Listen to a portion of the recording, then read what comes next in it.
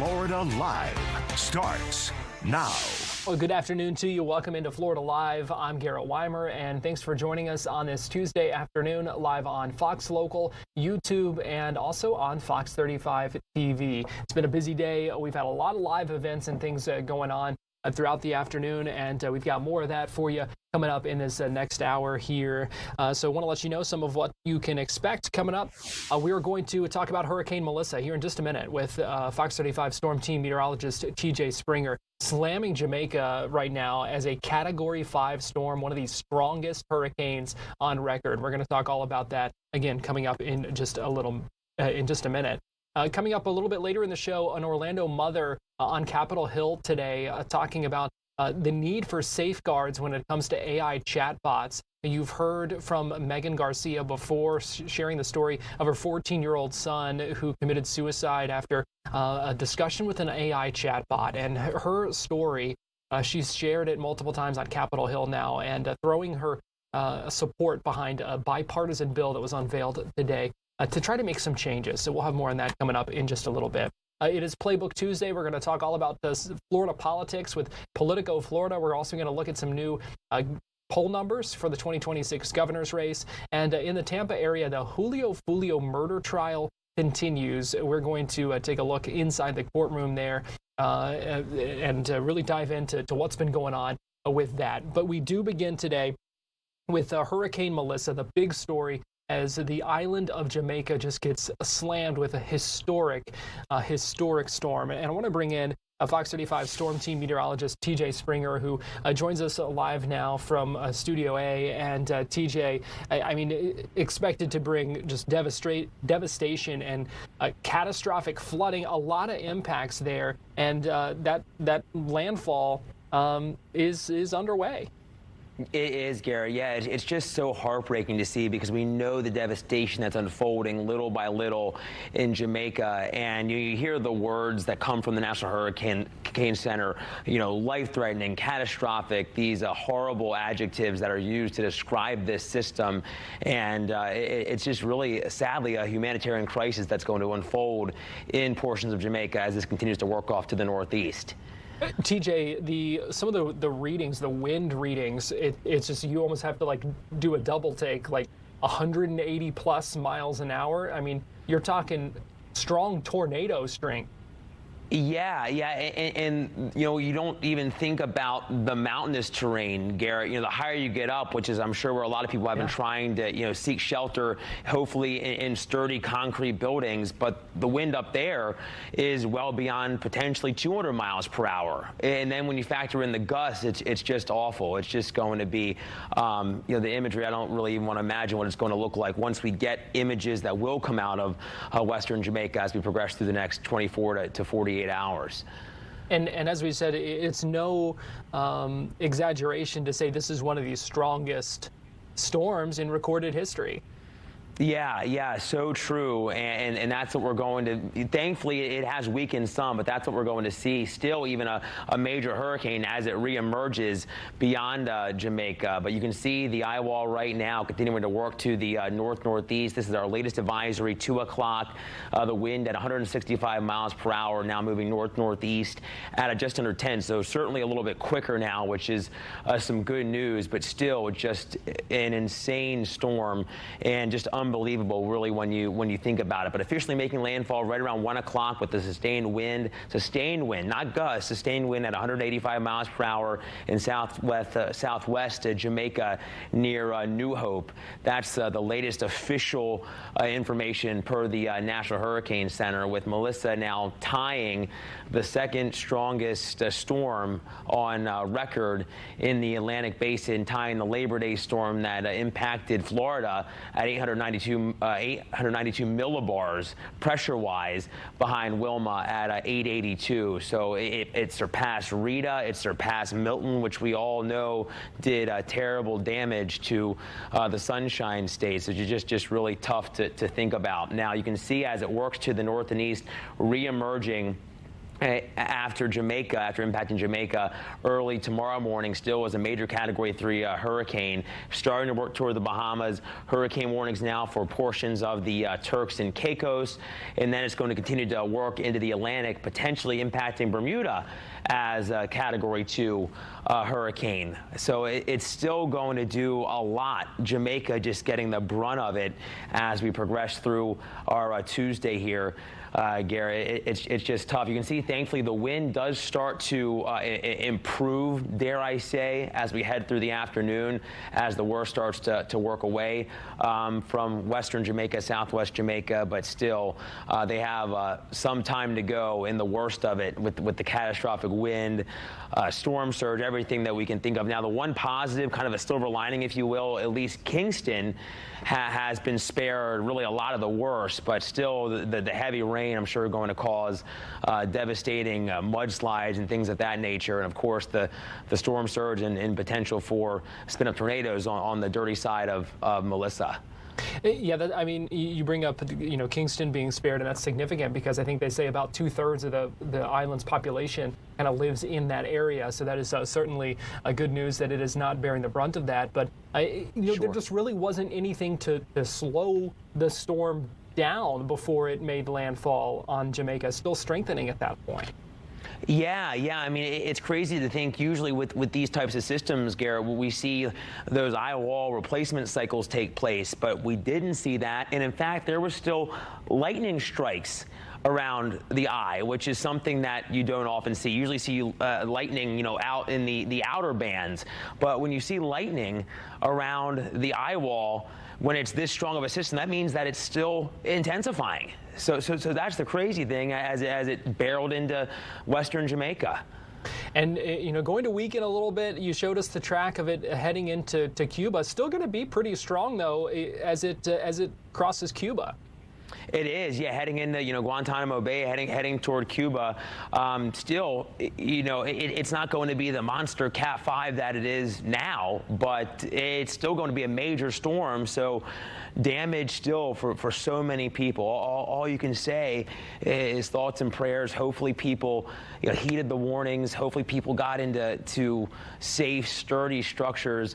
I just think of one of our own team members, Robert Ray. I know we've talked to him over the last couple of days in Jamaica, and I'm just only imagining what they're going through, hopefully in a safe space as they continue to bring us, the bird's eye view, so to speak, with Melissa.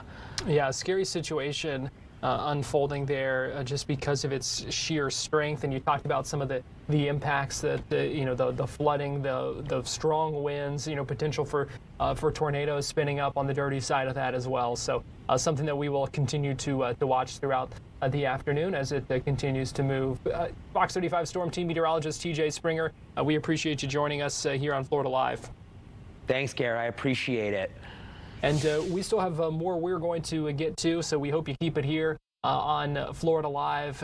We still have a whole lot of show left. We'll be right back. We are going to take a quick break, but we'll be right back here on Fox Local, YouTube, and on Fox 35, so keep it here on Florida Live.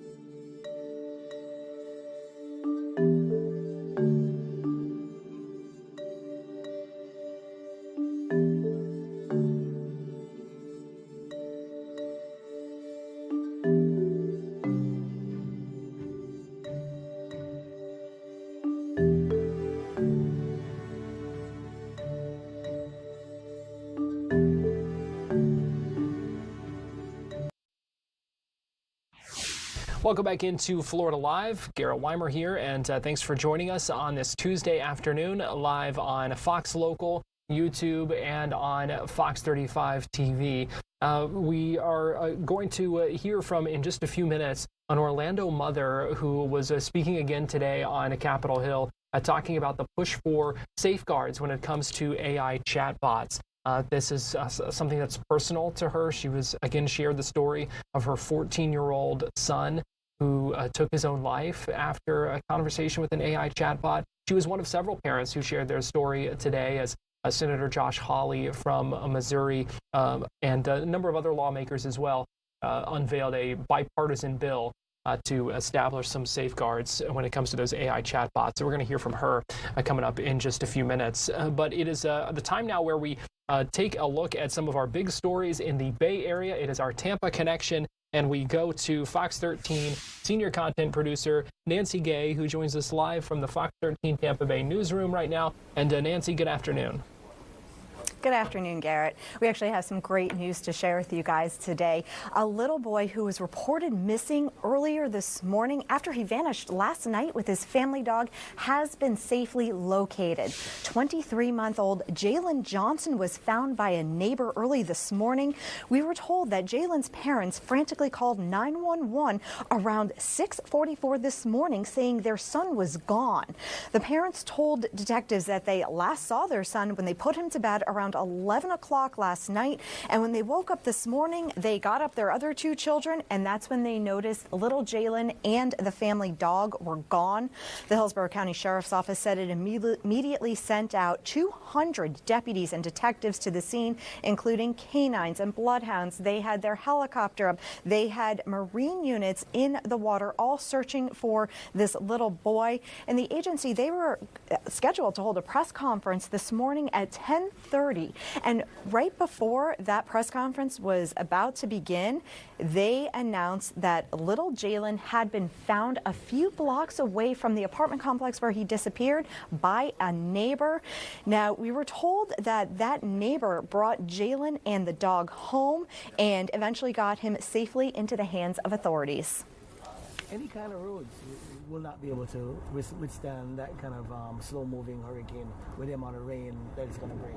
To have a neighbor find a 23-month-old walking the streets, and I don't know the details yet, we'll get to that, and take him in and keep him safe until he finds us to give him back to so we can recover.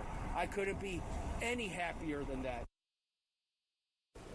Now, the circumstances surrounding Jalen's disappearance are unclear at the moment. We don't know exactly how he got out of that house last night, and we don't know how this neighbor came to find him, what time that neighbor came to find him, and why that neighbor brought him and the dog to their home. Those things are all under investigation. Now, we are being told that Jalen will be checked out by a Hillsborough County Fire Rescue, but we are told that he appears to be unharmed. Garrett?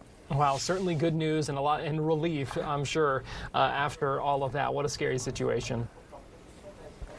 Yeah, definitely scary. I can't even imagine putting your 23-month-old baby to bed at night and waking up in the morning and finding that not only is he gone, but the family dog is gone as well. And they had been gone pretty much the entire night. Yeah. So definitely some great news this morning that he was safely found, and his dog was safely found as well. We were talking to Hurricane Melissa and just the devastating impacts expected on the island of Jamaica. And I know folks in the Tampa Bay area are also sharing their concerns about that. Yeah, this is something that people who have loved ones in the Caribbean or who are from the Caribbean themselves here in the Bay Area, they are watching this storm with bated breath. Florida has about 300,000 residents living here. They are from Jamaica, including more than 100 who are students studying at the University of South Florida. Now, everybody that we spoke to said they are mostly worried, of course, about their friends and family, but they're also worried about infrastructure on the island island, which they said already began to buckle before Melissa made landfall just a little while ago.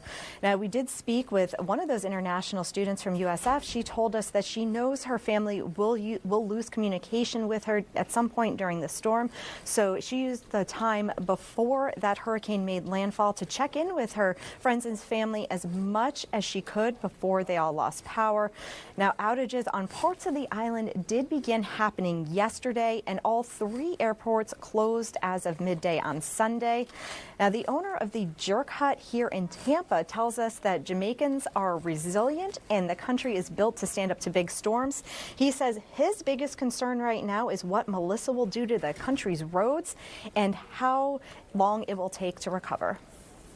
Any kind of roads will not be able to withstand that kind of slow-moving hurricane with the amount of rain that it's going to bring. So we imagine that the roads are going to get washed out miles away. Extremely helpless. I wish I was there with them right now. I know I wouldn't be able to do much in Jamaica, but I feel like just being around your family during times like this is just like so crucial. Now, meanwhile, we've heard from tourists and others who are visiting Jamaica who were not able to get off the island before the airports closed. They tell us that they will plan to ride out the storm at their resorts. Garrett? Hearing that international student talk about feeling helpless, and I can't imagine what would be going through her mind, and kind of the fear of knowing, okay, I'm going to lose contact with them and I don't know when I will hear from them again. That has to be a helpless and scary feeling. Yeah, it's definitely helpless and scary, as you were saying. I mean, your family, your friends, all of your loved ones, they are on this island, and they were hit earlier today with a Category 5 hurricane. To know that that storm is coming and that you will not be able to have contact with them, and also to know the damage that it is going to cause to that island, I mean, I can't imagine a more helpless feeling than that. Yeah.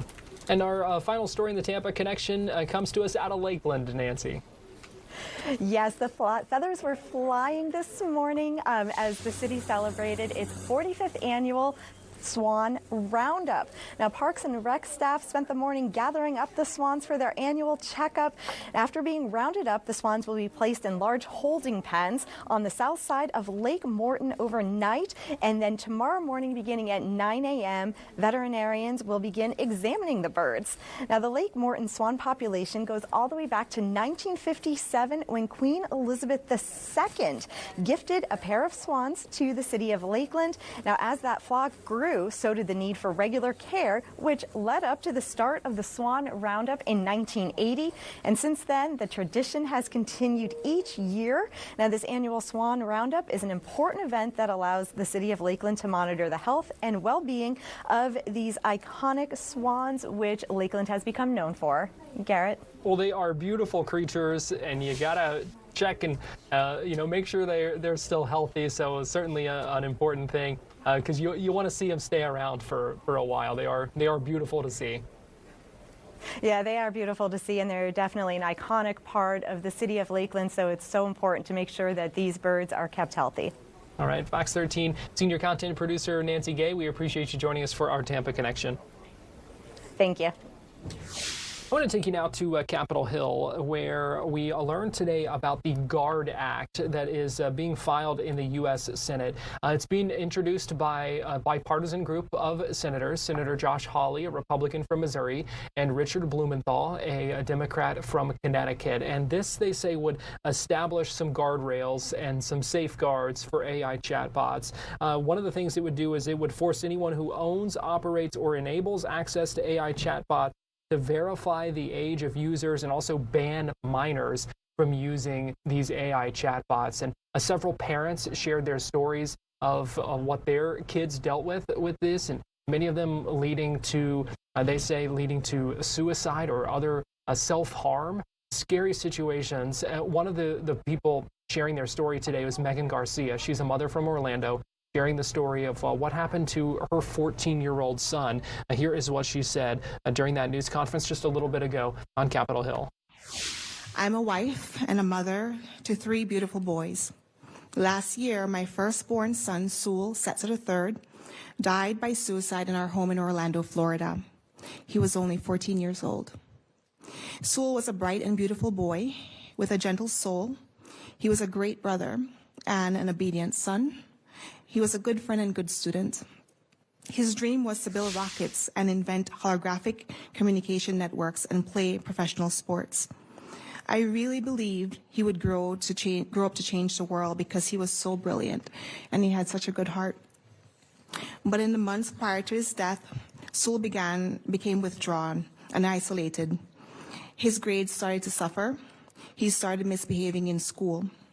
This was in complete contrast to the happy and sweet boy he had been all of his life. After his death, we discovered that Sewell had been communicating with several AI chatbots on a popular platform called Character AI. This emerging technology provides a selection of chatbots or characters for users, including children. One such chatbot told Sewell that Sewell was communicating with was modeled after the Game of Thrones character Daenerys Targaryen. It initiated romantic and sexual conversations with Sewell over several months and expressed a desire for him to be with her. On the day Sewell took his life, his last interaction was not with his mother, not with his father, but with an AI chatbot on Character AI. This chatbot encouraged Sewell for months to, quote, find a way to come home, and made promises that she was waiting for him in some fictional world.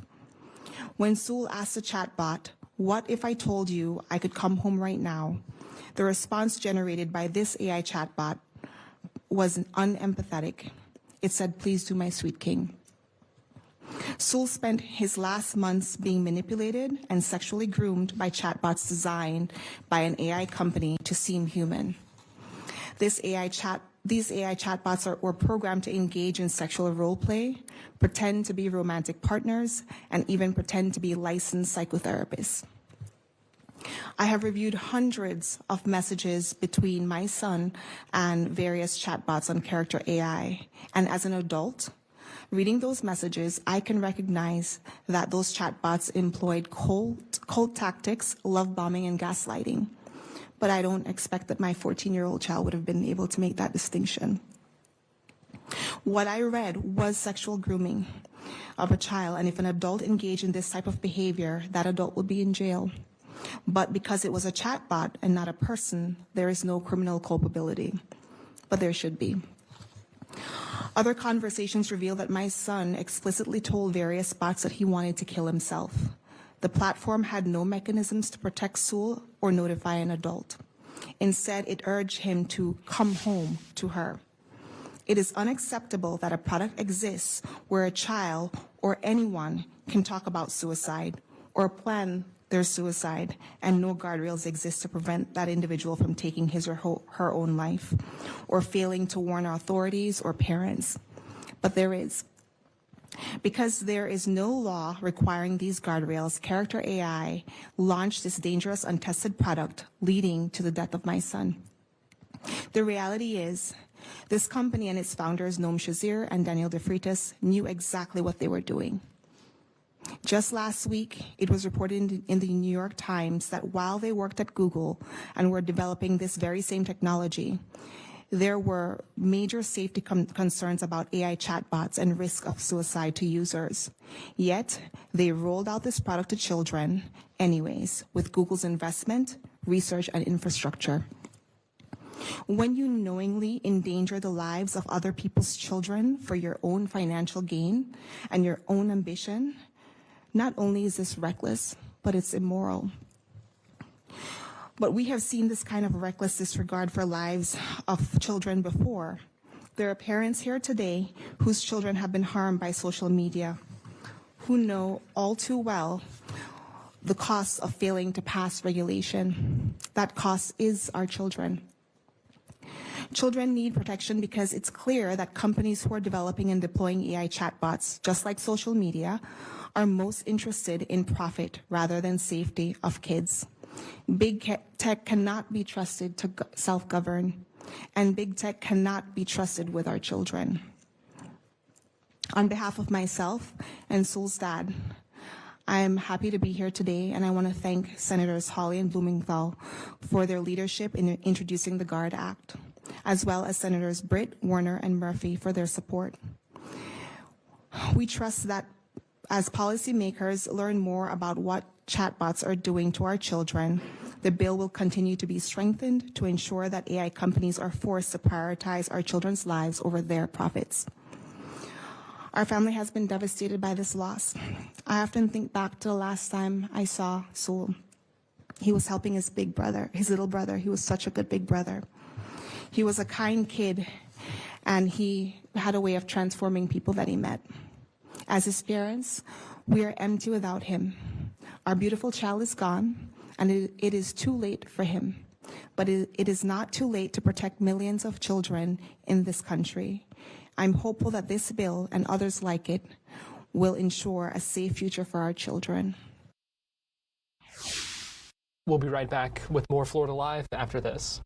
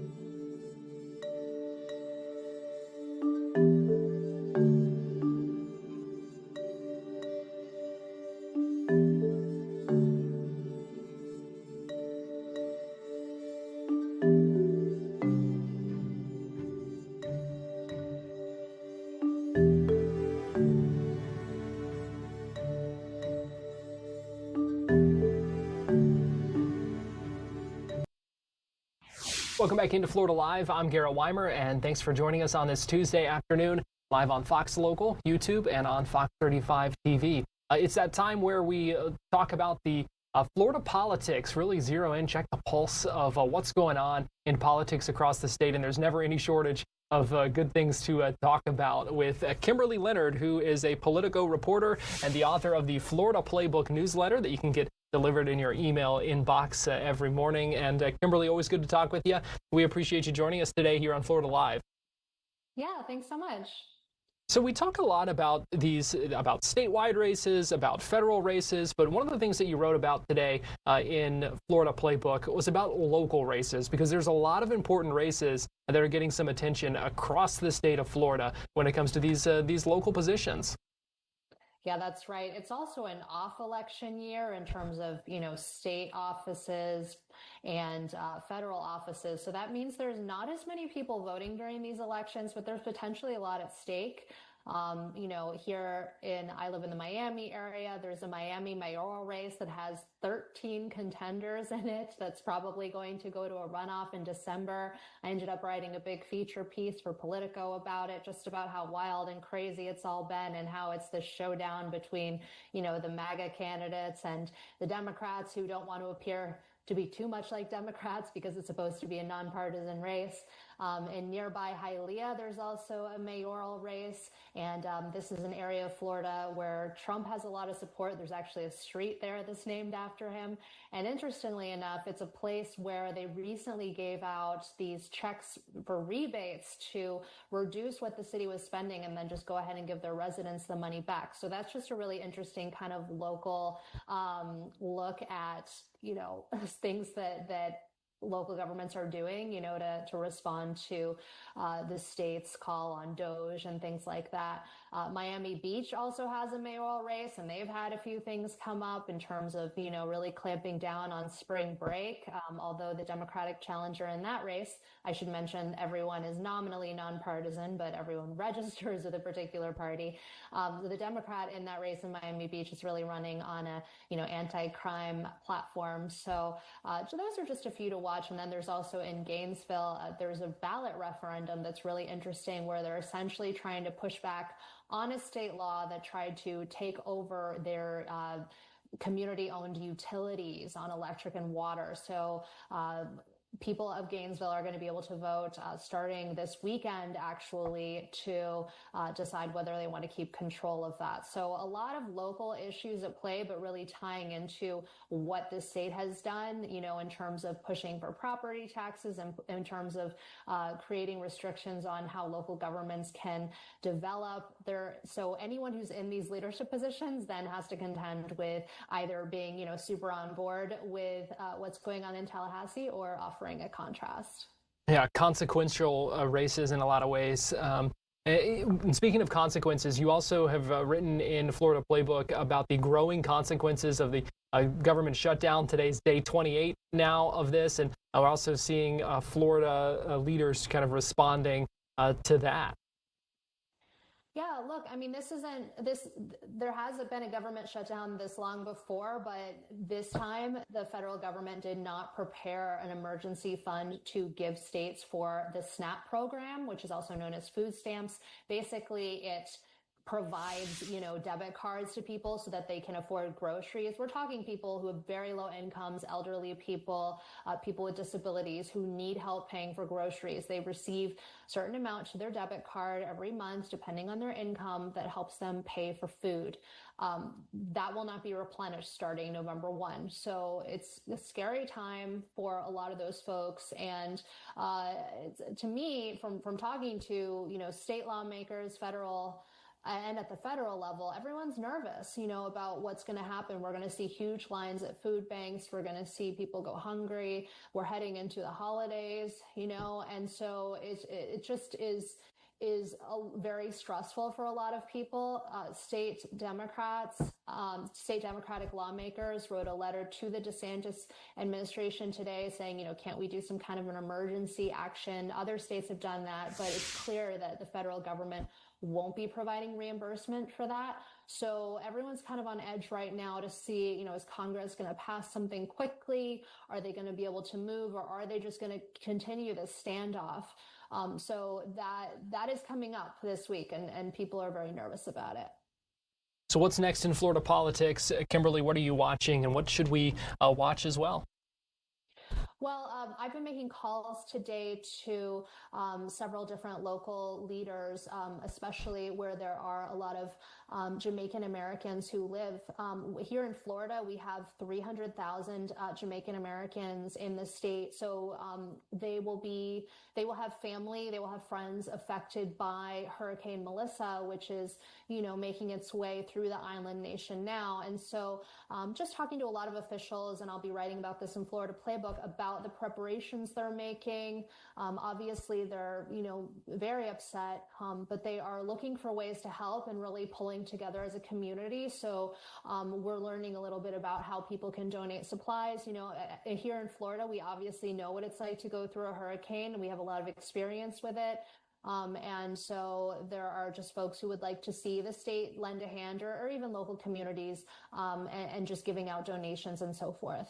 Well, we will keep our eyes peeled for that. We know they are going to need a lot of help after Melissa goes through. Kimberly Leonard, Politico reporter, Florida Playbook author, always good talking with you, and we appreciate you joining us this afternoon here on Florida Live. Thanks for having me. And we're going to take a quick break, and we'll be right back.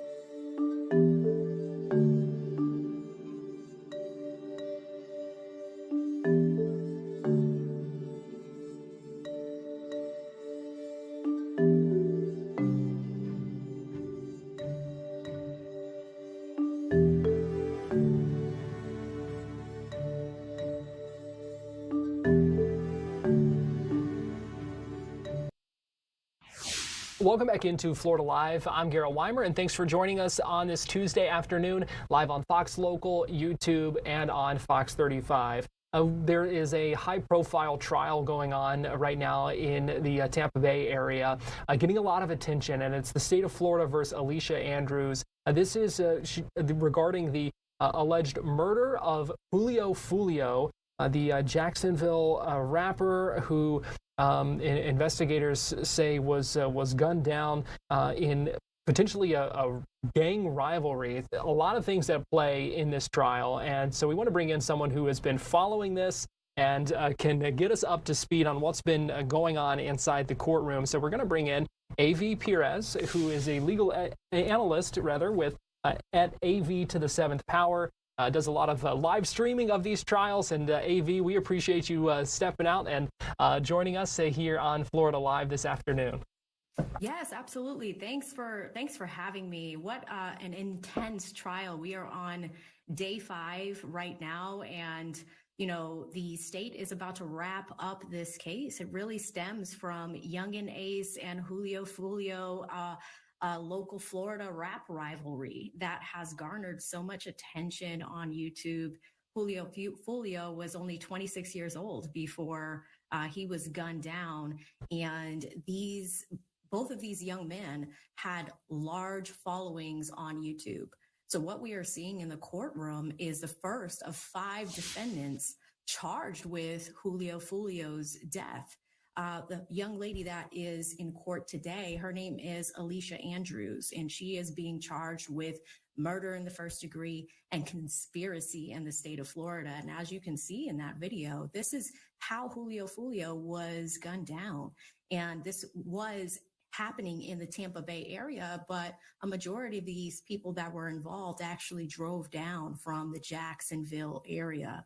Now, Alicia is being charged with the conspiracy, although she is not one of the people that pulled the trigger. The conspiracy element here is really important when it comes to her. Isaiah Chance is one of the next people that will be tried. Sean Gaithright as well, Rashad Murphy and Davion Murphy are the next ones up. So really big trial here in the Florida area. And what has the, you talked about the state getting ready to kind of rest its case. We'll hear from the defense soon. What has been the kind of main argument from the prosecution over the past few days in this trial? Yeah, so the main argument from the prosecution and the opening arguments are always a great guidepost to see what people are feeling. Now, the state argues that this was an assault team, that this was planned and coordinated, and Alicia was complacent. She was in a vehicle with the 4 gunmen, or some of the gunmen, and the conspiracy element comes from that realm. Did she get out of the car? Did she call police? Did she look for help? Alicia has information they claim that is tied to this crime. Now, Alicia's defense team, they're doing very well in fighting back, meaning she, in their opening arguments, on the contrary, said that she was dating one of the young gentlemen, Isaiah Chance, and she was going down to Tampa for a romantic weekend with her boyfriend and didn't know the other assailants. So that they're harping on that and staying put in that realm.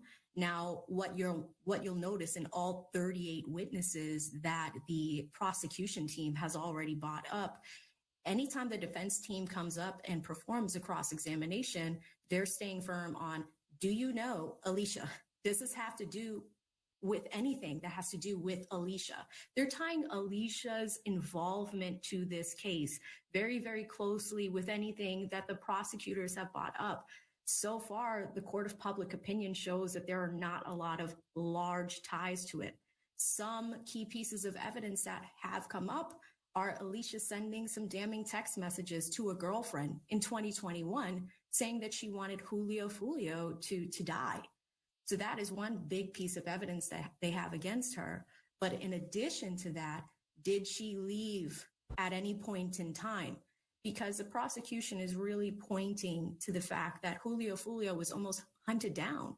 They looked at his social media movements for that night. He was in Tampa celebrating his birthday. Although it was publicly posted, someone shared that location with a rap rival young and 8. So that's a big thing that we're looking at here.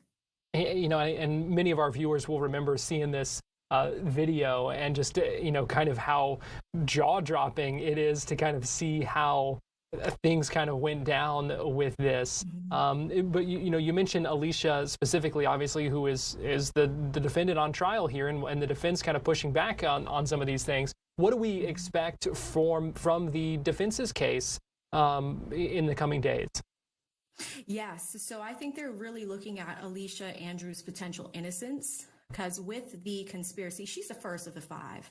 Right? What exactly do they have on her? Do they have DNA evidence, trace evidence? Do they have anything outside of these text messages that are outside? Because she is only 22 years old, outside of, you know, young people gossip, so to speak. The text messages seem the most damning, but they are, and I believe, and this is a quote from one of the defense attorneys today to the prosecutors, please find her guilty because she knows gang members. That's almost a sentiment that they're putting in front of jury members. They are not denying that she's had involvement or has had conversations with some of these gang members. But what evidence is sticky enough to show that this woman has involvement with the crime? Now, the big thing is today, and this is one of the state's last witnesses, they're almost ready to rest their case. There is a Detective Ramos from the Tampa PD department. He was the lead investigator in the case. He's currently on the stand right now and is one of the most important witnesses out of all 39 that the prosecution has put up. He has the most information as the lead investigator and could potentially reveal some items or pieces of evidence that tie Alicia directly to the crime. The defense team is ready to go. They do have about 4 to 5 witnesses that they expect to put up, but closing arguments are scheduled for Thursday, and the jury's going to go into deliberation. So we will see ultimately what happens here. And then all bets are off once the jury retires to that deliberations room. But I'm curious if there's any testimony that kind of stands out to you that you've heard so far. Yes. So there are a few contradictions in the defense's opening arguments. They specifically state that Alicia did not know any of these people and that this was a romantic weekend.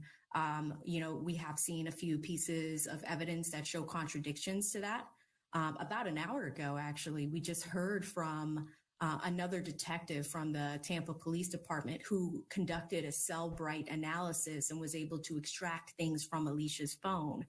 Now, there are some crosshairs with some of the other people involved. And if you say in opening arguments, you are not involved with these people and you don't know them, but with the cell phone extraction, we can see that it's just, you know, it's one of those things where we have to hope that the jury is paying attention, because today is day 5. Majority of the witnesses from the prosecution side have been local law enforcement, both between Tampa and in Jacksonville, and gang experts that are looking at these crimes. But ultimately, you know, Julio Foolio's family is pretty active. His mother has been active on social media and wanting justice for what has happened to him. You talked about some of what the prosecution has tried to prove, the defense kind of pushing back about that. Obviously, we've not heard the defense put on their case just yet. Exactly. But I'm curious if you think the prosecution's case has been effective so far, or if the defense has been effective in kind of creating some of those questions about the evidence that you know, of what they're trying to show. Yeah, I think the defense here actually has a pretty decent strategy, a pretty good one, because with 39 witnesses, a lot of the witnesses, I will say almost 80% of them, cannot directly tie her to the crime. And their strategy has been, okay, what does this specifically have to do, this testimony, what does it have to do with Alicia? And it's been very crisp, clean as they speak to these folks. I would say less than 5 minutes a majority of the time with the experts and the witnesses that have been on the stand. Now, it's tough because you also have witnesses that were at that shooting, people that stayed at that hotel. One woman was actually grazed. Family members that were dropping off their kids to college, you know, bullet holes entering their hotel rooms, are giving those accounts of what transpired. That's been very difficult. But the other issue is really thinking about how this was coordinated. The defense team is staying firm on what they're saying, that she had nothing to do with this and that she was in the wrong place at the wrong time. I think what we can expect is to see more of that. They have a very short witness list. I don't know if they are going to put her on the stand herself, because again, with the strategy of keeping it very clean, showing how she's had direct involvement instead of circumstantial involvement will be the biggest hurdle that the defense team has. But it's also the engagement of the jury, the local folks that are in Tampa that are in this jury box, and how they are going to decide in this case. So what are you going to be watching for over the next couple of days leading up to jury deliberations? Yeah, I think today is a huge day with the lead investigator testifying. I would have everybody look out for that specifically. He's on the stand right now, is my understanding, and it could go into tomorrow. But he is going to have the longest time on the stand for the prosecution's witness, and likely will provide the most information tying her directly to the crimes if they could prove that. In addition, we are moving to the defense bringing up their witnesses. We know one person has been in custody and is one of their witnesses. It has been confirmed. I'm interested to see what that person has to say as well. And then she has probably about 3 to 4 other people before we go to closing arguments. I always tell people the other thing to really watch for is a comparison of opening statements compared to closing statements. Opening statements are a guidepost. This is what the prosecution and the defense team are promising you that you will see as a member of the jury throughout the trial. But the closing arguments should show from the prosecution, here's what we did show you. Here's what we have shown you. And they did refer to these folks as an assault team, right? So have they proven that to the jury at the end? And same thing for the defense team. Okay, we promised you she had nothing to do with it. That is probably why they're going through every single one of these witnesses, asking the same pattern of questions. Okay, tell us about this. What do you specialize in? At the end of the day, does this tie back to Alicia? The common answer is no. So we will see how the jury deliberates. Going to be really interesting to watch. A.V. Perez, legal analyst. We can find you on YouTube at AV to the 7th Power, and really appreciate you joining us here on Florida Live today and talking about that case with us. Thank you so much. I really appreciate you guys having me. This was a lot of fun. It was fun. We'll have to have you back. We're going to take a break here on Florida Live, and we'll be right back after this.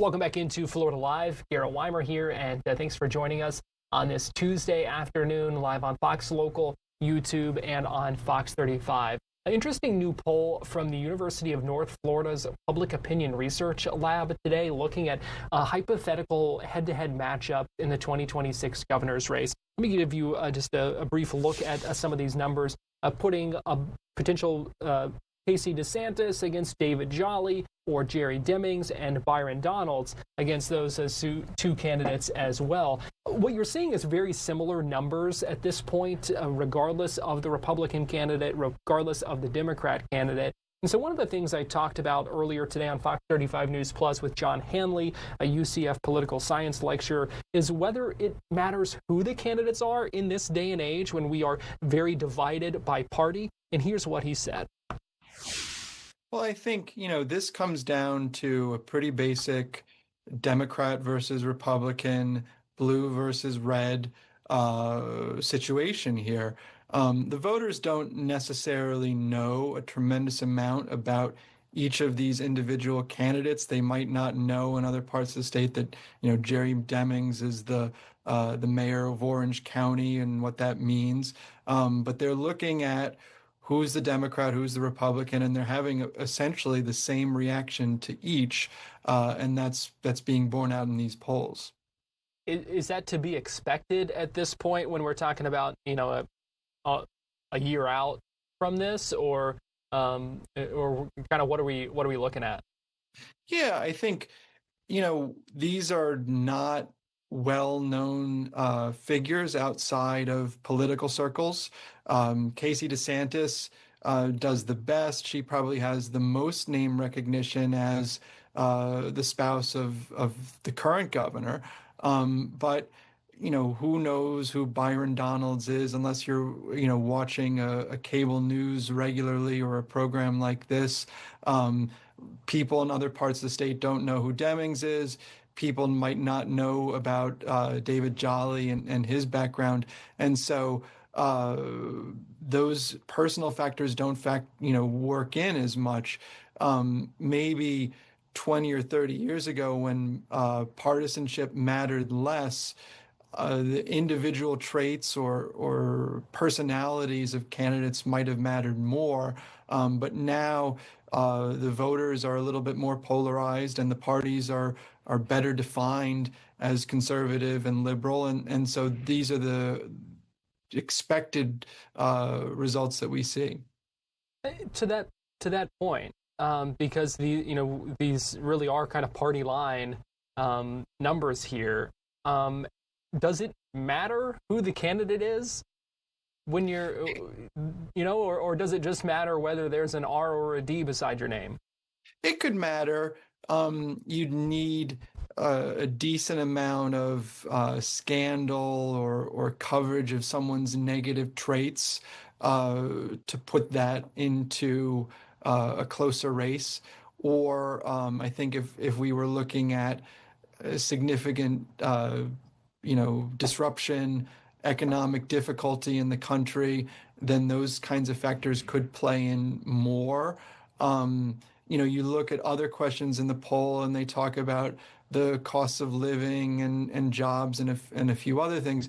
And those are certainly concerns that the voters have, but we're not on the order of the financial crisis of 2008 or, all of the disruption of COVID in 2020, where we're talking about a dramatically impacted economy.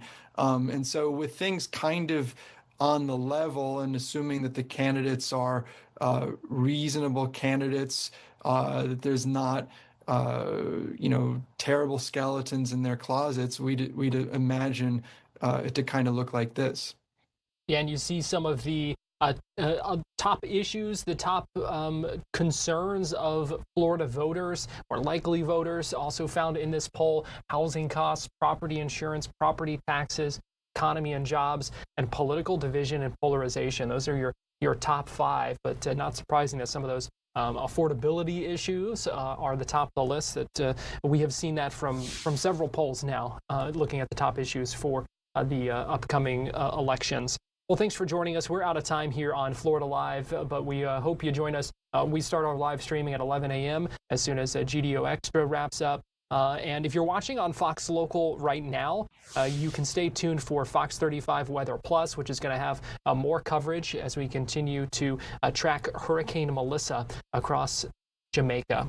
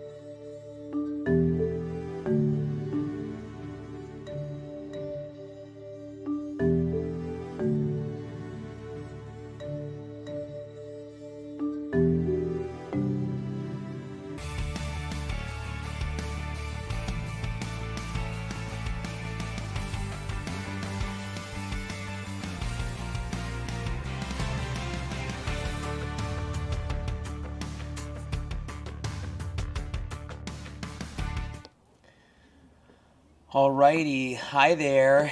It's been a crazy day. Meteorologist TJ Springer here in the Storm Center, just talking about the brute strength that is Hurricane Melissa, Category 5 Hurricane Melissa, and this is something we've been talking about for now, it feels like days, and we'll continue to talk about it for even more as this still continues to work through the Caribbean and eventually into the Atlantic. We're live right now, Fox 35 Weather Plus, our daily weather show at 3 o'clock each and every weekday, Monday through Friday, 3 o'clock. Myself, Noah, Laurel, Jess Brooks, all teaming up to bring you the latest, and especially today, it feels really pertinent as we're continuing to track Hurricane Melissa, and this has just been a really tough one because we know how bad hurricanes are, but especially when you have one of this magnitude, and it's just been a really kind of sobering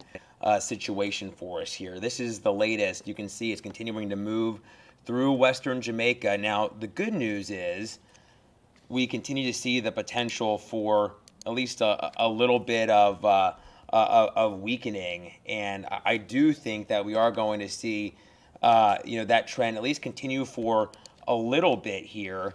It looks like my weather graphics may have froze here, but I can at least talk a little bit about what we're seeing with Melissa. It was tied for the second strongest Atlantic hurricane, and this has certainly been something that is just really, really unbelievable. There we go. Now we're back. Okay. Let's put it into motion there. So now you can see where it is currently. It's continuing to work. And the eye is essentially shrinking, and I would think trying to maybe go through an eye wall replacement cycle. Our latest advisory at 2 o'clock, past official landfall, still a major Category 5 monster right now, moving north-northeast at 8 miles per hour. Our 3 o'clock advisory now, I think they're doing these every hour, the National Hurricane Center. But it did make landfall around 1 o'clock, and we'll show you that here in just a moment. But this is the current update pressure now up to 906 millibars, still an insanely strong storm as it's working off to the north-northeast at 8 miles per hour. Just thoughts and prayers for Jamaica, because essentially this really is going to be a humanitarian crisis that unfolds, and it could be a while where before we start to get some imagery coming out of this part of Jamaica, just because of the strength of Melissa. The good news is it is going to continue to weaken, but still going to likely reemerge as a major Category 3 or 4 storm as we head through the rest of the day into our Wednesday, as it starts to set her sights on Cuba. If you have any questions, any comments, please throw them in. I'm monitoring Facebook and YouTube as we speak. I'm not really seeing anything just yet, but if there is anything that's on your mind, please let me know. So here's the official landfall around 1 o'clock, And this happened in southwest Jamaica near New Hope with sustained wind at 185 miles per hour and the pressure down around 892 to be exact. But just really unbelievable stuff.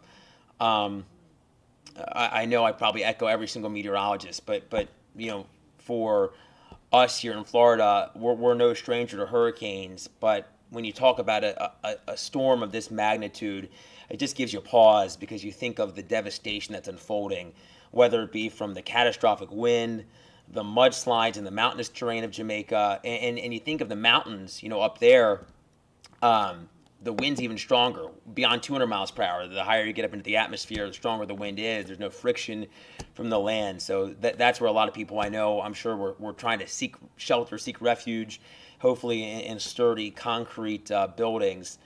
But it's been a tough day as a meteorologist, and I'm sure, you know, colleagues all around the world will agree. It's just, when you ever see something like this, it's just tough to swallow sometimes. But these are the strongest hurricanes in the Atlantic, and Melissa now tying for the second strongest hurricane ever. In terms of pressure, 892 millibars, just 10 millibars above Wilma, and we all remember Wilma in 2005, but this is stronger than Rita.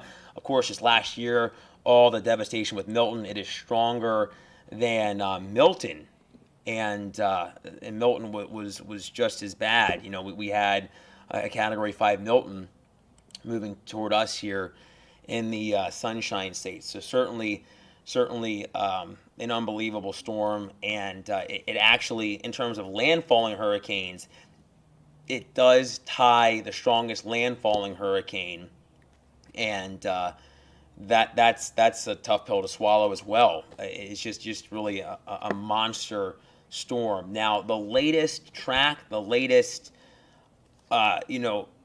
expected track for Melissa takes it from Jamaica right up toward eastern Cuba, and that is where we have hurricane warnings posted. We still have tropical storm warnings, just obviously out for how big Melissa is for portions of Haiti. Now hurricane warnings for portions of the Bahamas as well, and now the Turks and Caicos.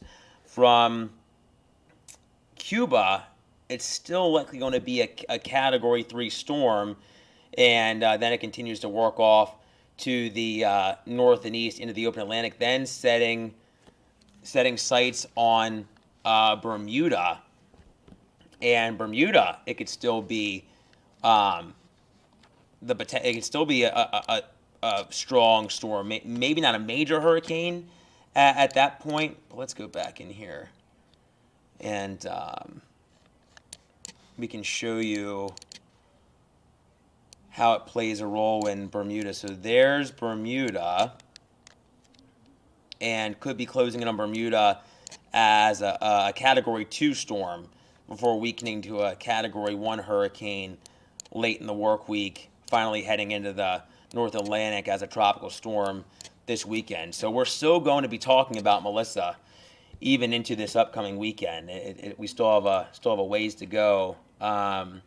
Seeing a bunch of you watching on Facebook. Thanks for tuning in. Again, if you have any questions, comments, please throw them down. We can certainly talk about them. But the weather world has certainly been all Melissa here today, as it's been eyeing Jamaica. So as we head through the rest of the day, we are going to start to see the worst of the wind exit Jamaica, but still dealing with major hurricane force wind at the time.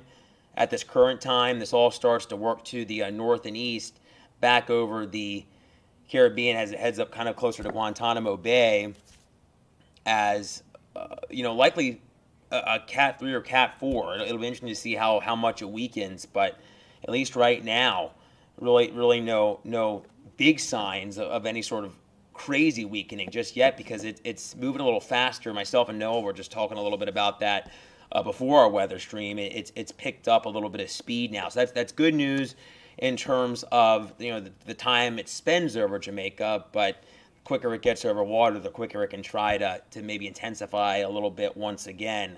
Now, some of you, which we can talk about even more so as we head into our next 10 minutes or so of Fox 35 Weather Plus, maybe you've heard about birds getting trapped in the eye wall of hurricanes, and birds were trapped in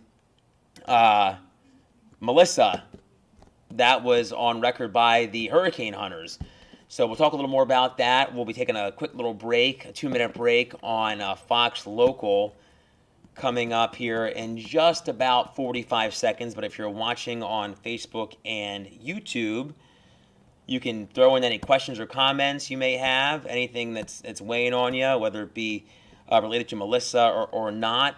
We also are going to talk a little more about a big cool down coming for us, a cold front, and in turn dipping the jet stream that's actually going to help keep Melissa away from the United States, going to give us a pretty solid blast of cool air, winter air for Florida.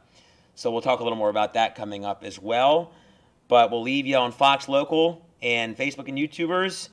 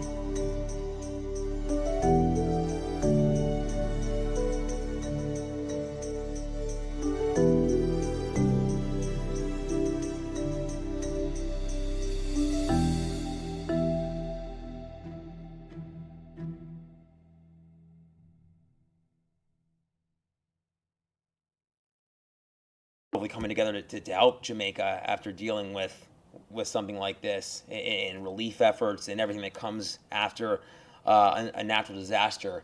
Welcome back, Fox Local. I do want to talk about something, and I mentioned it before we went to break. Yes, maybe you've seen it on social media. Maybe you've seen it on a news story, but birds can get trapped in hurricanes. It's kind of sad to think, because you think, are they in danger? What happens? What do we see when birds do get trapped in a hurricane, and especially a hurricane of this magnitude? But because of the strength of the wind, the forces at play in the atmosphere, essentially you see these birds get sucked in to the storm. They then become trapped in the eye of the hurricane, sadly. And you think of, you've probably seen some of the hurricane hunter footage, the stadium effect, it's beautifully ominous, I feel like I can say, because as a meteorologist, you're like, wow, look at the physics, look at everything that's going on in the atmosphere to create this, when you have such immense forces at work, the rising air, the storms around the hurricane, then you have the sinking air in the eye wall, and of course that's how you get the calm, serene, picturesque-looking views for just that short moment in time.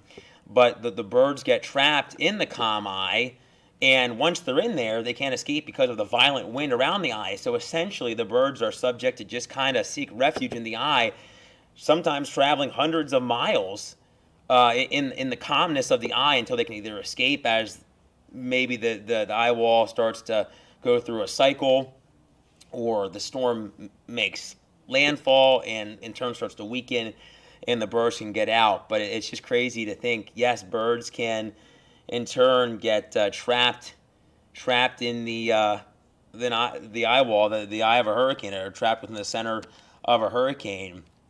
Now, locally speaking, we'll jump into some local conditions. Today, as a whole, a lot drier, a lot more beautiful of a day unfolding. If you've gotten out and about, it feels comfier after the raininess, after all the flooding we had here. I mean, the flooding, that was a huge story Sunday into Monday. Just unbelievable flooding in localized areas around Central Florida. And Melissa is not fully to blame, but Melissa certainly a part of it. High pressure to our north and the warm front that was slowly lifting across the peninsula made for some really intense rain and over a foot of rain in some spots, which caused the devastating flooding. I was talking to some folks yesterday in Lake County that were just going through it in the worst way. Their homes essentially destroyed from the flooding. So for those of you that are watching locally, and those of you that are dealing with the flooding and the damage as a result, thoughts and prayers to you as well as you kind of start to pick up the pieces and go through all of the headache with that. But it was really tough to see as well. Right now, 3:15. If you're just joining us, Fox Local, Fox 35 Facebook and YouTube here, as well as my Facebook page, meteorologist TJ Springer, talking about, of course, Melissa and our local weather. Let me kind of set the stage here for what's to come the rest of the week, because things certainly going to be chilly. Right now, let me pull up our radar and surface map. There we go. So there's Melissa. There is the cold front that got through yesterday. And to our west, you can see already showers right now, some rain. Looks like some storms around Kansas, Missouri, Oklahoma, Arkansas. That's going to be the system that works into our neck of the woods tomorrow. Could bring us a few showers. Not a great chance of rain. I think a few showers possible. But behind this system, this is going to be the one that really gives us a good punch, a solid cool down as we approach Halloween. So it'll really feel like Halloween. It'll feel like winter for Floridians, feeling like Halloween across the rest of the country that deals with, cooler fall conditions. All right, hi Michelle, hi Alicia, hi Martha. Seeing the prayers going up for Jamaica, yes. Andy, are you in Jamaica? You're saying your best friend has a house in St. James in the Hills overlooking Montego Bay. Yeah, still expecting that, Andy. I'm praying for your friend. Hopefully your friend gets out okay. If he's in the hills, the wind going to be even worse there, sadly. Gene, how are you? Saying the storm is terrible. On a later note, I was in the Ultimate Mall in Dillard's, saw all the bow ties, and immediately thought of you and smiled. Your smile makes my day. Thank you, Gene. Thank you so much. I really appreciate it. Ian, how are you? Saying hello from Belfast, Ireland. Oh my gosh. You're saying may have missed it, but why is the storm moving so slow to cause the damage? That's a great question, Ian. Let me pull back up Melissa. So Melissa was moving so slow because of the lack of steering in this portion of the tropics. So now that it's starting to feel some of the upper level wind, of course, interacting with land, certainly started to become a quicker storm now as it works off eventually into the Atlantic toward Cuba, and eventually toward the Turks and Caicos and the Bahamas. So there's certainly going to be, sadly, probably more devastation, more damage as Melissa reemerges from Jamaica. But that was a great question, Ian. That's kind of why now thankfully it starts to deal with this dip in the jet stream getting picked up and a little more wind at play higher up in the atmosphere that help start to steer steer Melissa. But right now, things certainly at the beaches, you can see how high the water is. Big waves, high rip current risk, coastal beach erosion, the potential even for a little bit of coastal flooding, possibly. But those are really the only impacts for us on the East Coast beaches. Thankfully, this was a miss for the U.S. mainland. But whenever you have any sort of hurricane, especially one of this magnitude, you never want it to have any land interaction. But sadly, that's what we're seeing with Jamaica today. So thoughts and prayers. It's already obviously gone through Hispaniola with some lives already taken with the intense weather across the DR and Haiti. Locally, today, tonight, things certainly going to be chilly. Check out the conditions here. 50s. Some fog possible for sure with lighter wind, clear sky. That may be something you'll have to contend with on your Wednesday morning drive. So think about that if you are getting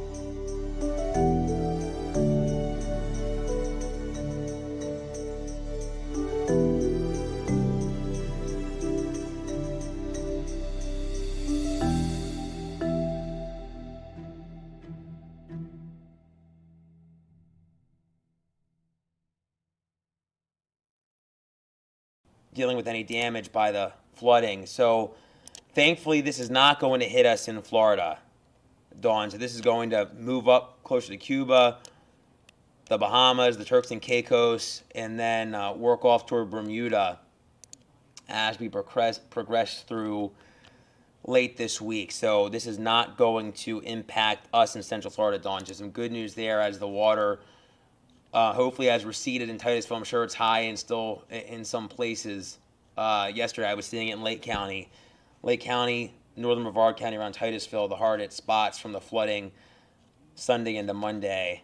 But we're looking at only the potential for just a few showers as the cold front tries to work through on Wednesday into Thursday. And then behind it, a big shot of cool air. So if you're ready for some cooler weather, you'll be in luck. We can go through that on our Fox weather model. Welcome back, Fox local friends. We're talking about the incoming cold front for us on Wednesday into Thursday, and then the impending cool down for us as we head closer to Halloween. Oh my gosh, Dawn, you're talking about your home, 9 inches in the bottom first floor of your home. Dawn, I'm so sorry. Thoughts and prayers to you guys. I know that's awful. I was seeing it in Lake County. I was covering the flooding there, and water. The families I spoke to were dealing with what you were dealing with. So I'm so sorry you're dealing with it, and I hope you guys are able to get things situated and back to normal as quick as you can. I know it's not easy to deal with. My heart goes out to you guys. All right, so tonight, quiet, starry, fog possible. Tomorrow morning's commute, chilly, quiet. And you can see this is Wednesday at 4. There's that line of a few showers. You can see maybe a couple sprinkles late tomorrow. And then Thursday, that's when we're going to feel that rush of cool air, a big cool down as this moves in. And for Halloween, it's going to be crisp. It is certainly going to be crisp. Temperatures likely in the upper 50s, lower 60s. So I would say maybe if you're going out with a costume that might be a little bit, what's the word I'm trying to look for? I don't want to say skimpy, but if you're dressing up and you know you're going to be chilly, maybe try to wear some clothes under your costume or bring a jacket just so you're not chilly. Trick-or-treating out there. Let me pull up the 7-day. You can kind of get a better glimpse at that here, a better glimpse of what's coming down the pike, so to speak. Alrighty, so this is what we're in for. Lots of sunshine, quiet conditions, 70s. Check out our overnight lows as we progress into Friday morning. Upper 50s. I'm going to pull up my phone. I have Facebook up, just making sure I'm not missing any sort of any comments here. Doesn't look like it, at least right now. Let's see. I don't think so. Okay, let me hop over to YouTube, make sure I'm not missing anything. Not missing anything there. Again, thanks for all of you that have tuned in today. This has probably been one of the best days we have viewership-wise. Appreciate you all tuning in and bringing your comments, your questions. Looks like another storm system. We'll get a bit of a boost in our temperatures as we progress through early next week. Chance of maybe a shower or storm Tuesday. Right now, not a great chance. Put it at about a 30% chance on Tuesday as we have another solid dip in the jet stream. Looks like another solid cool down as well, potentially behind it. Maybe not nowhere probably near as big of a cool down as what we're going to be dealing with this weekend into the weekend, but still looks like probably a little cool down. And if I can pull it up, I thought I had that graphic in my show, but I can tell you top 5 wettest Halloweens. It's not going to be wet for us. I want to make one for the coolest because I know that's going to be the story.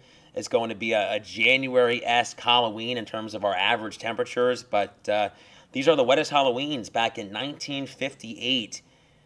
Almost 3 inches of rain.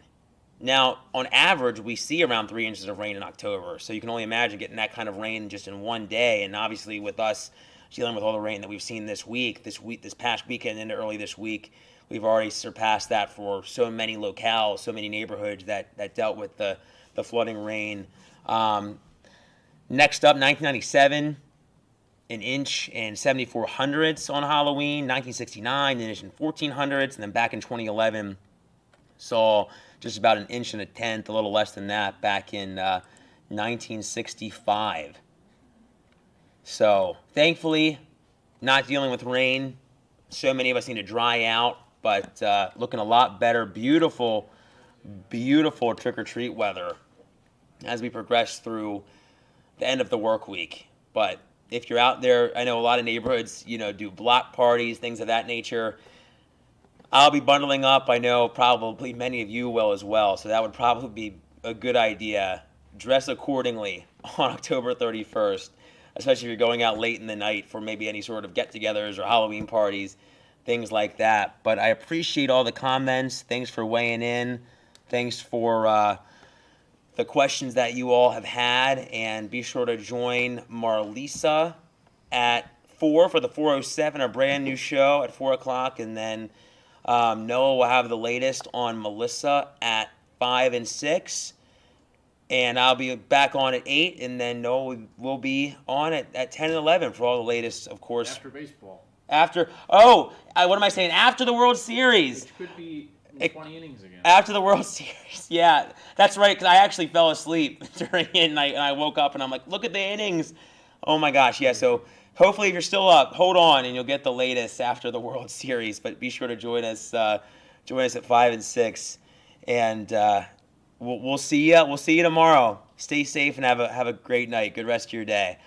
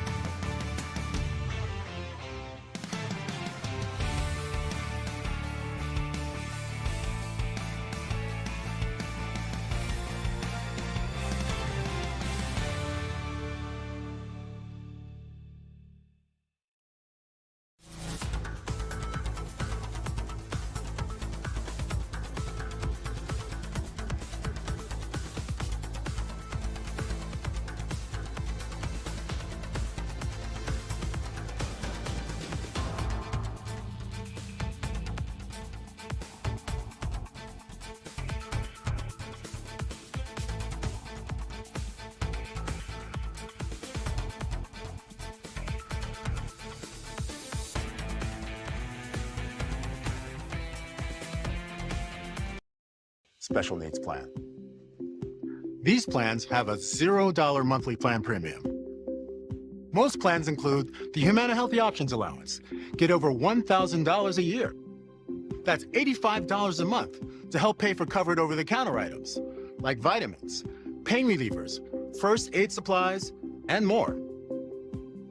The Healthy Options Allowance is loaded onto a prepaid card each month, and whatever you don't spend carries over from each month. Call today to learn about all the items covered. You could have $0 copays on hundreds of prescriptions all year long, including select brand name drugs. All plans have $0 copays for covered preventive dental services, which include 2 free cleanings a year, as well as coverage towards fillings. They also have vision coverage, including vision exams and a yearly allowance towards eyewear, such as lenses or contacts, and hearing coverage, which includes routine hearing exams and coverage towards hearing aids. Plus, your doctor, hospital, and pharmacy may already be part of our large Humana networks. So call the number on your screen now to speak with a licensed Humana sales agent. Would you love benefits like a monthly allowance to help pay for covered over-the-counter items?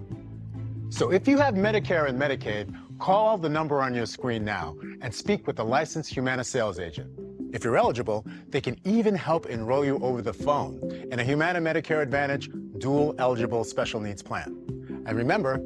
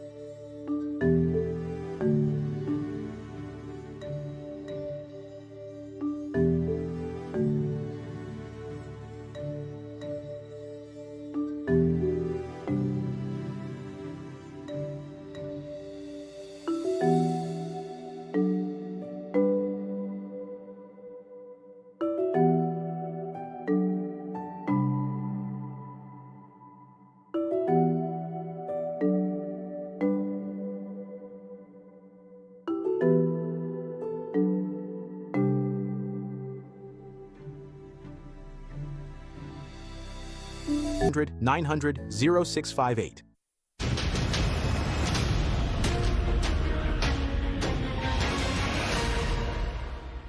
Hey, welcome back to Fox Weather Now. Thanks for being here at the bottom of the hour. I'm Ian Oliver as we continue to watch a historic storm, a monster hurricane in Melissa. What we've seen play out over the last couple of days, going back into the weekend, too, with the rapid intensification, this made the most of what was a prime situation, both with the ocean heat content and the atmospherics above, to become an all-time storm, truly, depending on what measure you use.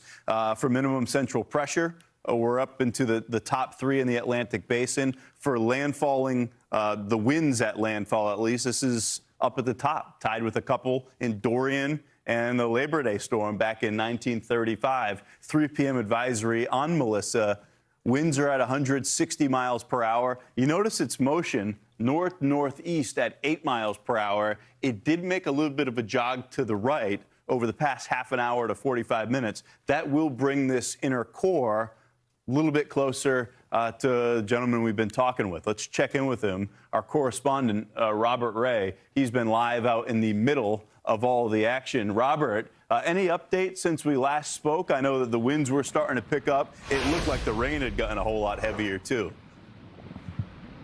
Well, here's the thing. The wind gusts are picking up.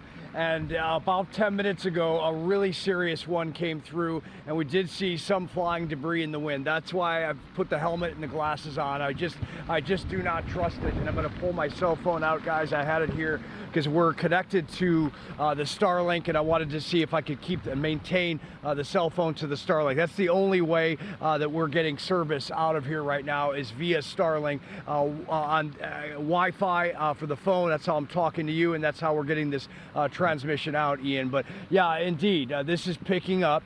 And at any point, we expect the wind gusts to really increase to hurricane force wind gusts, and that will be a dangerous situation for this area in north central Jamaica right now, 50 miles to the east of Montego, which is at this point, that area really a bullseye for the track at this point of Hurricane Melissa that came in at 185 miles an hour, downgraded to 165, and we'll see what happens in this next update, whether it maintains its Cat 5 strength or it dips below 165 and goes into Category 4.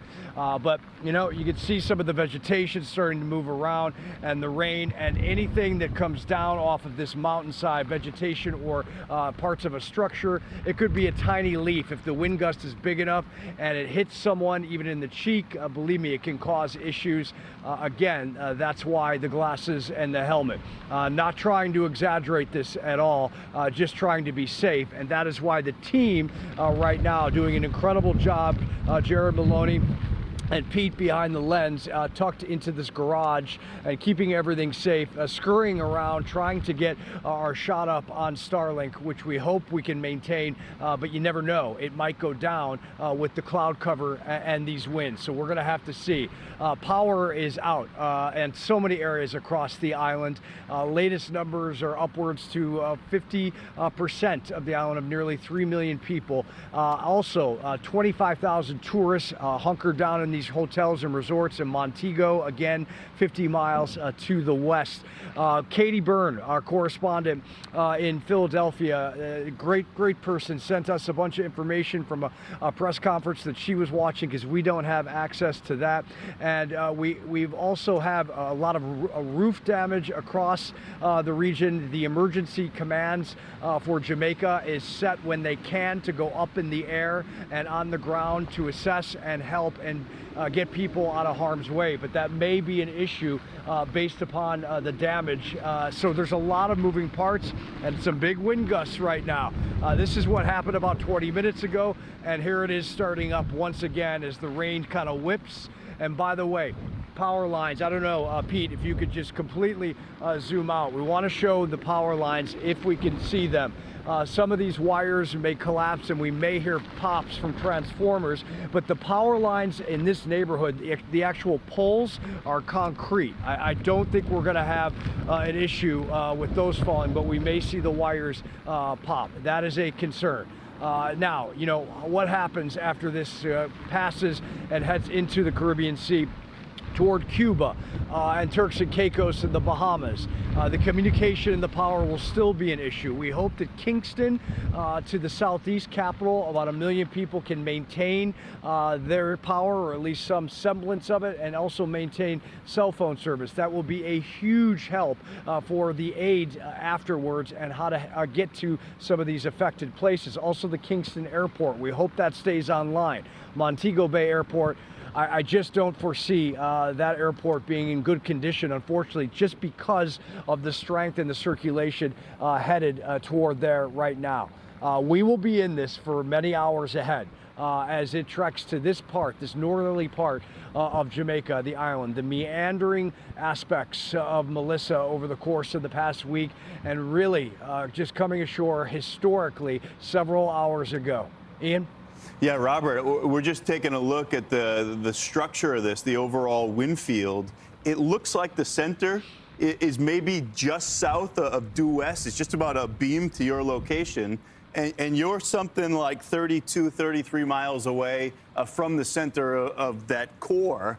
Hurricane force winds extend out about 30 miles. So you're right on that boundary now where those hurricane force winds will start to become effectively holding steady in your zone. Does it feel like it is getting more steady last 10, 15 minutes? Absolutely. Yeah, there's no doubt. And I'm just looking up at the mountainside up there, and I could see a lot of vegetation, you know, moving around. And by the way, somewhere out there, about 15 miles away in St. Ann Parish here, there is a community that is inundated with water. We've seen visuals impossible to get to, and I think we'll see more of scenes like that, especially up in the mountainsides, and the surge that will come in off the Caribbean Sea on this two-lane road that heads into Montego Bay with, by the way, dotted with businesses and homes and people's livelihoods that may be in jeopardy as this moves in. But yeah, we are right on the cusp. We put ourselves here on purpose, though I will say this, when we came up from Kingston yesterday, we did not expect the system to go continue to go as west as it did, and we also expected a little bit more of a northeastern cut across the island. So it's just anytime we expect something out of Hurricane Melissa, well, those expectations usually go to the side. One of the most brutal, horrible, terrifying storms to predict, and we're still going through it. We're not even remotely out of the woods yet. And remember, after Jamaica, you know, Cuba and Turks and Caicos and parts of the Bahamas are really going to be in for it, unfortunately. Ian? Robert, you had me thinking when you were pointing up to the mountainsides.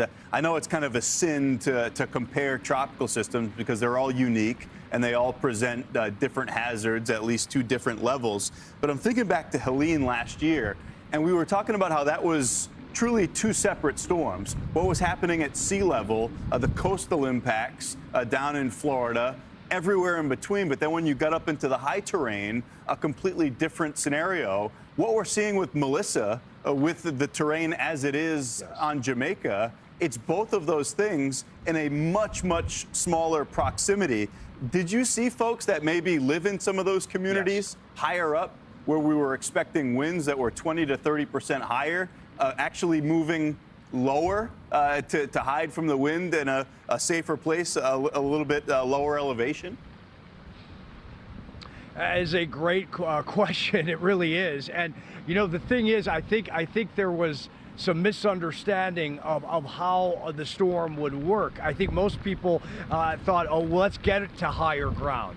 But the problem is that this is such a rainmaker that getting to higher ground sometimes maybe is not the best path. And that's a major issue, you know. So I guess here's really the headline. You can't beat Hurricane Melissa. You can't win against the storm, whether you head to high ground or low ground. There's very few places on the island at this point, perhaps, that is a safe spot. And again, the information that Katie Byrne, correspondent, sent to us as well from the press conference here. Did you know this? I found this amazing. Over 800 shelters opened up here in Jamaica. About almost 400 of them are occupied across the island, and roughly over 6,000, I believe it's 6,000, somewhere around there, people that they're counted in the shelters. When you think about that, it's actually not that many people, considering the fact that there's nearly 3 million residents here. So I pray that people up in the mountains understand the slow-moving aspect of the water that will hit them, and then obviously come down. And by the way, quick aspect too, quick water flooding in that one community here in St. Ann Parish. So it's a double fight. It's a double battle here. It's like you have two forces coming at you. You have the flooding and the surge and the water component of this, and then you have the wind component. And you're just, you know, I don't know how you battle both those, especially on an island nation like this. It's fragile. the ecosystem here, the vegetation, the mountains, and a historic wind field coming in. There's not a place on earth that can handle 185-mile-an-hour winds, and now we're down to 165. And that is the complexity of Hurricane Melissa and what everyone here is going through and will experience in the aftermath. Yeah, it is complex. It's complicated, and it makes for challenging decisions as folks are all making your plan to be safe through a historic storm like this. That's Fox Weather correspondent Robert Ray. Robert, great reporting. Stay safe. We'll check back with you in a little.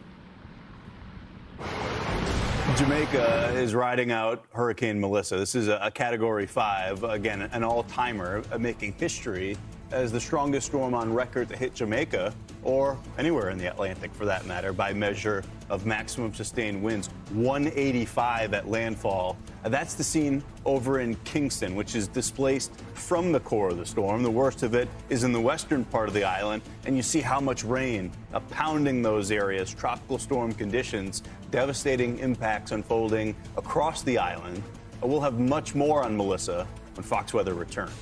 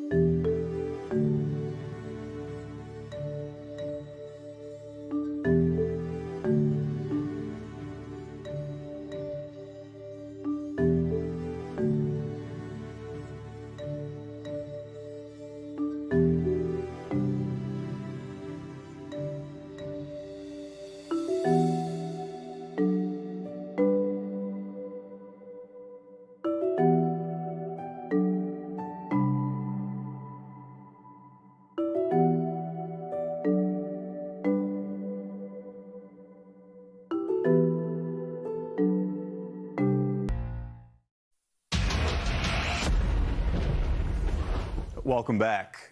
Fox Weather is your Hurricane HQ. All eyes are on now Major Hurricane Melissa as it tears across the island nation of Jamaica. It's hard to imagine any place in the world that's fully equipped to handle a Category 5 hurricane making a direct landfall. This does represent a worst-case scenario for these areas, particularly right there across the western part of the island. The Jamaican Minister of Water, Environment and Climate Change, the Honorable Matthew Samuda, joins us now. Minister Samuda, thank you for being here with us. I know how challenging of a scenario this must be. What can you tell us about how the island is faring, particularly out west, where the core of this monster storm is moving right overhead? So the entire island is facing significantly deteriorating weather conditions. Even on the eastern end of the island, we're facing the equivalent of tropical storm conditions, right? And as you move westerly, it gets more and more severe as you move towards the eye of Melissa. As you mentioned in your introduction, when you have 185 mile an hour winds come on shore with 17-foot storm surge in areas like St. Elizabeth and 30 to 40 inches of rainfall already in some areas, you're bound to have flooding, you're going to have infrastructure failure, and unfortunately we're likely to have some deaths. The reality is the storm is now over St. James, which is in the parish of Montego Bay, which many of your viewers would be familiar with, and it is heading towards our northern coastline. But in its wake, it would have left significant destruction. We are waiting until we have the all clear to get the full assessment of the level of damage. But the videos and the pictures and the calls we're getting are truly heartbreaking. Minister, part of what makes Jamaica such a beautiful place, part of the reason why folks that are lucky enough to live there, Jamaicans or folks that visit, tourists, you have beautiful beaches, areas down at the coast, but also the high terrain, some of these mountains, which exacerbate some of the challenges that you were just talking about with the winds even higher at the high elevations and those winds too. What's it been like managing the fact that you have surge at the coast, you've got the rain and wind across the entire island? So you have to understand the highest mountains are on the east. And the storm didn't approach through the highest mountains. So there hasn't been the sort of protection that we do tend to get from the Blue Mountains. 70% of our population, 70% of our population live within 5 kilometers of the sea. So you understand the gravity of the situation and the scale of the challenge when you have that sort of storm surge backed up with that sort of rainfall. Low-lying areas near to the sea, that's where the population is, right? So getting people to higher ground and to safety has been a challenge. Maintaining our drains and clearing those drains over the last week when we could, it was obvious that this storm would come, has obviously been a challenge. We're just hopeful that the storm's forward movement increases so that it leaves our shores as quickly as possible, so that we're able to do first our humanitarian evaluation to see what it is our people most need fastest. Obviously, we're going to have significant challenges with shelter, and we're going to have to get food to our people as quickly as food and medicine as quickly as possible to our population, especially in the southwest and in areas with proximity to where the eye would have hit. Minister, it's been truly awful watching how this has developed over the past few days, knowing the implications for your country. So our thoughts are with you, as we know you are still right in the thick of this. And we'd love to check back in with you moving through the event and beyond as the recovery starts to take place there in Jamaica. That's the Honorable Matthew Samuda, Jamaica's Minister of Water, Environment and Climate Change. Thank you. We're watching the effects of this terrible hurricane in Melissa in real time as it slams Jamaica. Both tourists and native Jamaicans alike trapped under the power of this Category 5 hurricane, at least for now. The NHC urging people to stay where they are, whatever their safe place is where they've been riding out this storm. Many who were planning to leave the island now sheltering in place as the airport shut down before the storm, a number of them.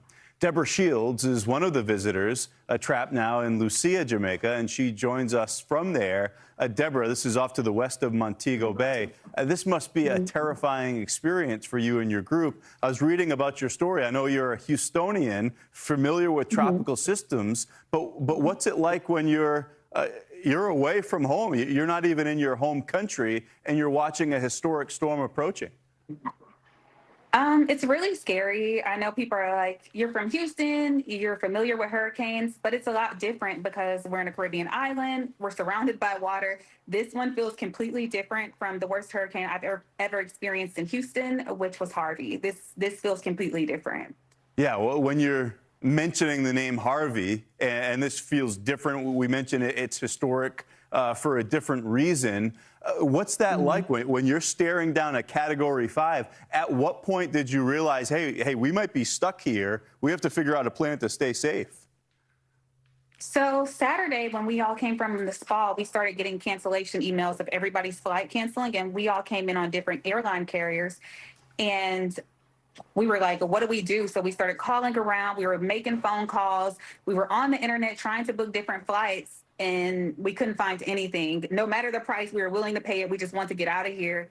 And then we realized we're absolutely stuck, especially when we started hearing the airports were shutting down. We were like, we're going to have to ride it out here. And yeah, it's been not so fun. Yeah, that's as scary as it gets, truly, especially as you're watching, as we've been reporting, what played out here as this developed into an extremely intense hurricane, one of the top storms on record. We understand you're staying at the resort now. What's that been like, the communication? I'm sure they're doing their best to keep you and your group safe. The communication has not been so great, and I don't want to go into too much detail because I'm still staying here, so out of fear of like maybe retaliation, but it hasn't been great at all, to be honest. And I think that strikes even more fear in people's hearts because we're not from here. We don't know what to do. We don't have a plan. There is no plan. All we know is to hunker down in our rooms. I hear you. It's a tough spot to be in. And again, you're in a different country. You're way out of your comfort zone, dealing with a life-threatening scenario. Have you lost power there yet? What have the impacts been like? No power lost. We have power, Wi-Fi, all of that's still great. The impacts are really the wind. The wind is the scariest thing. You know, I'm used to the rain, but I've never experienced wind like this. The wind is so bad, we actually have a crack in our door because it sounds like somebody's trying to get in the door. Wow. That's how bad the wind is. And if you look out the window, trees are broken, shingles are coming off the roof. Parts of the building are now hanging down. It's pretty bad. Deborah, that's, again, a terrifying situation. Glad you're in a safe spot. You got to stay there, ride out what's going to be a little while to go here as this monster storm moves through. Deborah Shields, thank you. Stay safe. We'd love to check back with you again. Be safe moving through this. We'll be thinking of you. Thank you. That's going to do it for this hour of Fox Weather Now. Don't forget, we've got continuing coverage of Hurricane Melissa.